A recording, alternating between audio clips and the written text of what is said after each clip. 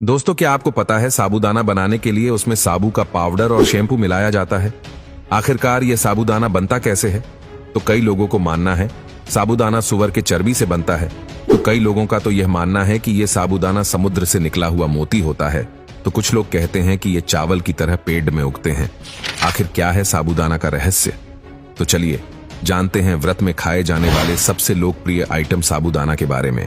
आज हम बात करेंगे इस गोल मटोल से देखने वाले सफेद मोती के बारे में, जो भारत में साबूदाना के नाम से जाना जाता है और भारत के लोग इसे खाना खूब पसंद करते हैं। कुछ लोग इसे नाश्ते में खाना पसंद करते हैं, तो वहीं कुछ लोग इसका घोल बनाकर इसे पीते हैं। साबूदाना हमारे हेल्थ के लिए किसी दवाई से कम नहीं होता है। दोस्तों, साबूदाना टेब्यूका यानी कि कसाबा के पौधों के जड्डों से बनाया जाता है। यह कसाबा शकरकंद के प्रजाति से आता है, इसीलिए यह बिल्कुल शकरकंद की ही तरह जमीन के अंदर जड्डों के द्वारा उगता है। तो यहाँ पर वर्कर्स इनको जाड़ से काटकर अलग कर देते हैं और फिर इनको प्रोसेसिंग के लिए फैक्ट्री में लाया जाता है। इनके फलों को कसाबा रूट कहा जाता है। अभी इन कसाबा रूट्स में मिट्टी लगा हुआ है, इसीलिए सारे कसाबा रूट्स को पानी से स्प्रे करके अच्छी तरह धो लिया जाता है।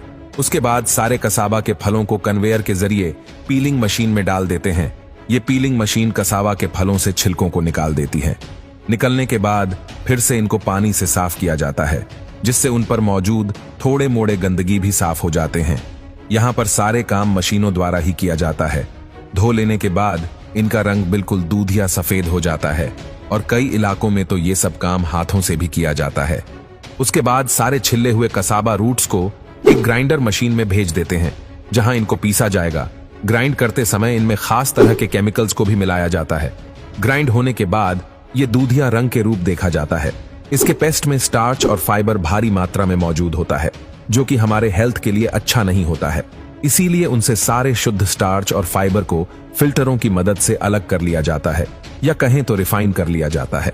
रिफाइन का प्रोसेस कंप्लीट होने के बाद अब उनमें जो पानी बचा हुआ होता है उसे नाली के द्वारा आप बाहर निकाल दिया जाता है, और वहीं दूसरी ओर फाइबर को अलग करने के बाद जो गूदा निकलता है उसे धूप में या फिर ओवन में तब तक सुखाया जाता है जब तक कि इसमें नमी की मात्रा घटकर 12% ना हो जाए।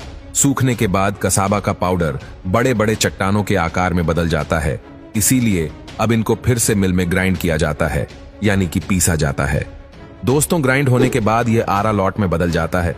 वैसे आरा लॉट का यूज क्या होता है यह तो आपको पता है। तो लास्ट में आरा लॉट को साबूदाना का आकार दिया जाएगा, जिसके लिए आरा लॉट को इस मशीन में डाल दिया जाता है। यह मशीन सारे आरा लॉट को 1 mm से 7 mm के गोल आकार में बदल देता है। तो ऐसे ही तैयार हो जाता है साबूदाना। अब साबूदाना को अलग अलग क्वांटिटी के मुताबिक रंग बिरंगे पैकेट में पैक कर दिया जाता है, जिसके बाद ये मार्केट में जाने के लिए पूरी तरह से तैयार है।